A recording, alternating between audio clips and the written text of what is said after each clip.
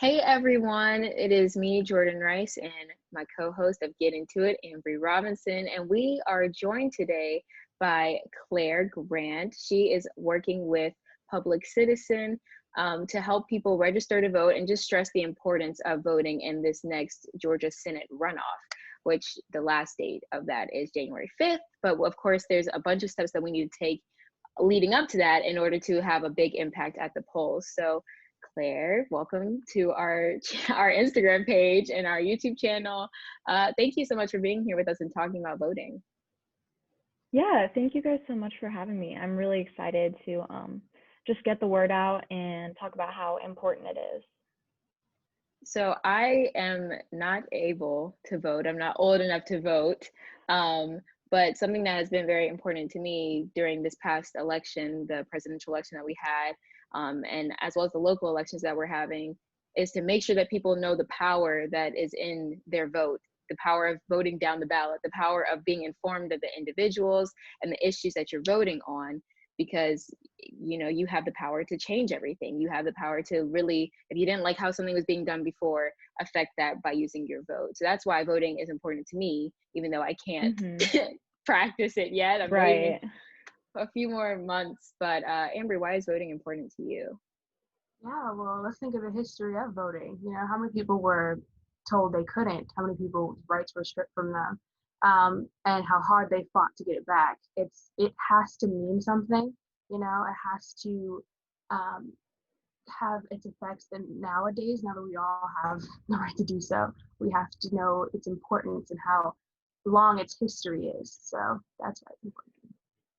Yes, for sure. And I think it's so important that people just know how much their vote counts, because I've definitely talked to people, and when I was doing phone banking, I would be like, yeah, your vote matters. And I was talking to this one guy, and he was like, oh, well, I was thinking about voting, but I might not do it just because, I mean, does it even really count? And to those people who question whether or not it counts, I would just say that the reason they're trying so hard to suppress your vote and to take it away is because it counts.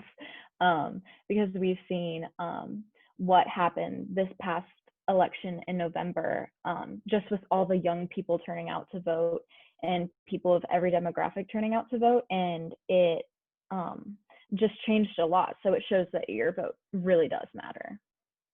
So can we talk a little bit more about that, where you said suppressing the vote? Because I know when we were having our governor election a few years back, there was a lot of talk about voter suppression and people waiting in long lines for literal hours.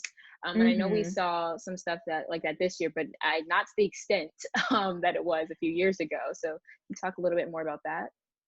Yes, of course. So our organization is really focusing, they've been pretty heavily centered in Georgia right now, and especially during the presidential election, but they've been all over the country. And the most common form of voter suppression they've seen, especially in Georgia, is voter roll purges.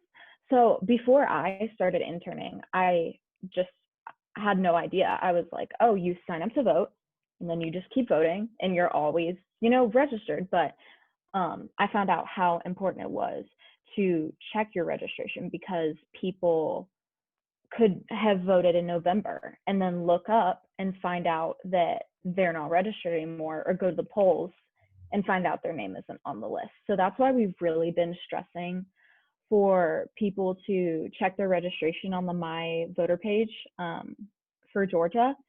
And especially because you have to check it by December 7th so that you can make a change, because that's the deadline to register.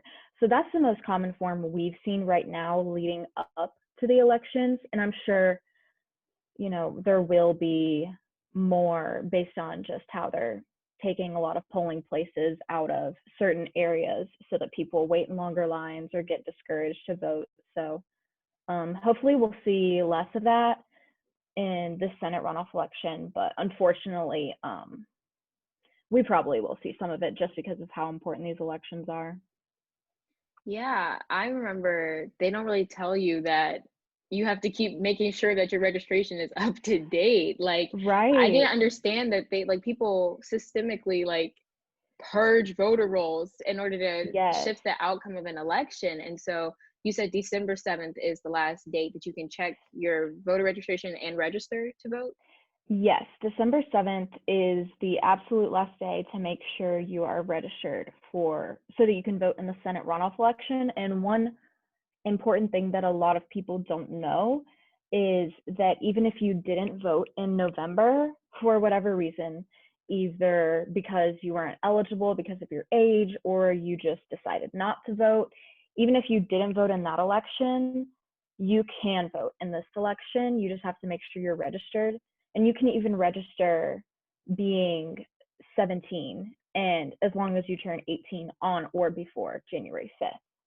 So that's, I think, something really important. That's a big target population we're working to inform and educate so that they can vote, because a lot of people don't know that. They think that you had to have voted in the general election to vote in the runoff. So, what are the different ways that we can vote in this Senate race? Okay, so yeah, there are basically three main ways. So one of the big ways that a lot of people are voting this year is absentee ballots. So that is voting by mail. So what you do is you go to, we'll have the link for you guys, but you go to the My Voter page and request to get your absentee ballot, and then you get it in the mail, and then you fill it out, and you have to make sure your signature matches what's on the inside. So there's a secrecy envelope, and you put the other envelope in the secrecy envelope.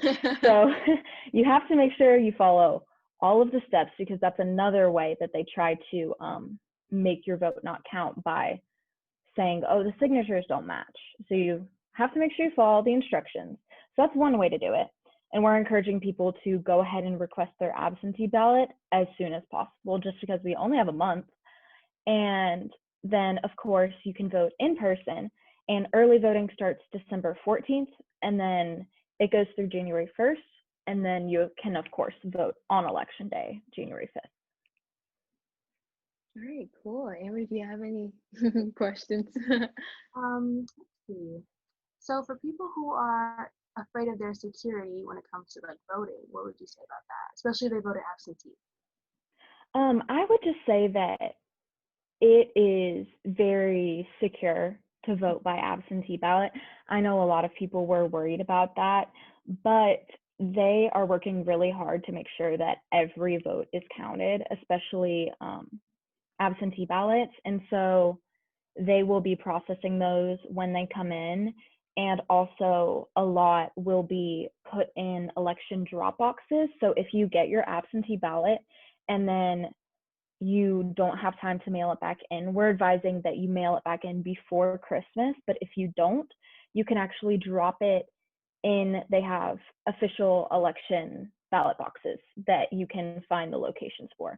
So that's another way to make sure that your vote is counted. And I think a lot of people don't know that, but they are working really hard to make sure that every single vote is tallied.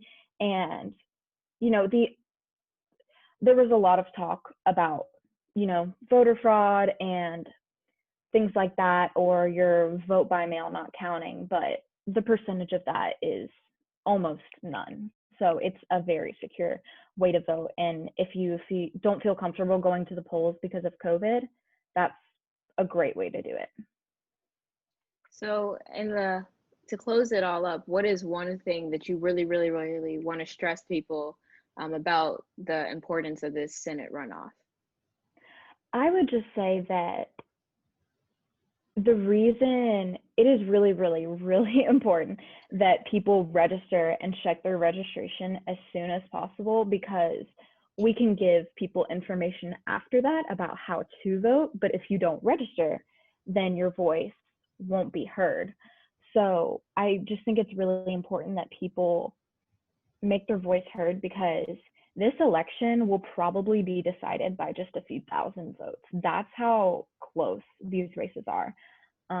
just because they're spending so much money with ads. I'm sure you guys have seen all the ads, but that shows just how important this is, that the reason that they're spending so much money and people are calling people and there are ads is because this will determine the outcome of the next couple years in our country, like what policies are determined by the Senate. So I would say it's really important, and to make sure that you get your vote in.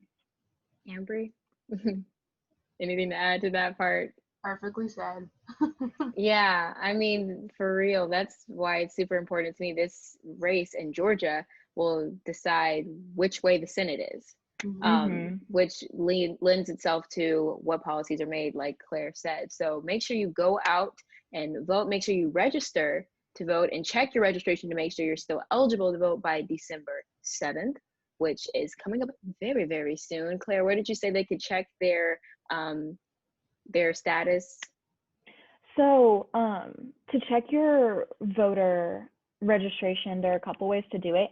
You can go to your My Voter page for Georgia. You just type in My Voter page, Georgia, and it should pop up, and you can log in. And the login is basically just like your first name, last name, date of birth, the county you live in. That's how you log in.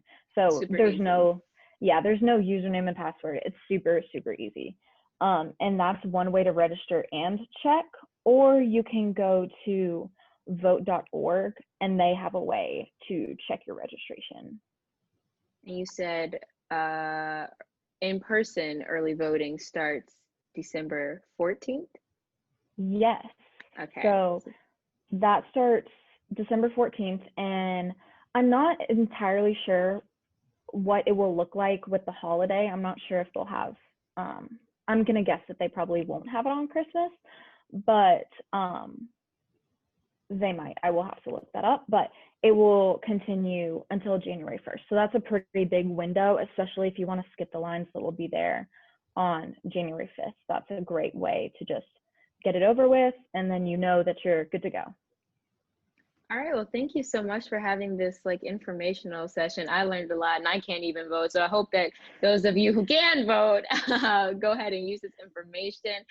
If you weren't eligible to vote in the presidential election because you were too young, but you're going to be 18 before January 5th, please, please, please, please, please register to vote. You saw how the young people really decided the election this past go around. It was a very, very, very big voter turnout. So please, don't sleep on how important your vote is. Please don't sleep on that. Thank you so much for watching. We're going to have the links that Claire mentioned in our Instagram bio. We'll also have a little end card at the end of this video so that you can watch it that way. And is there a way that they can follow up with Public Citizen to stay informed?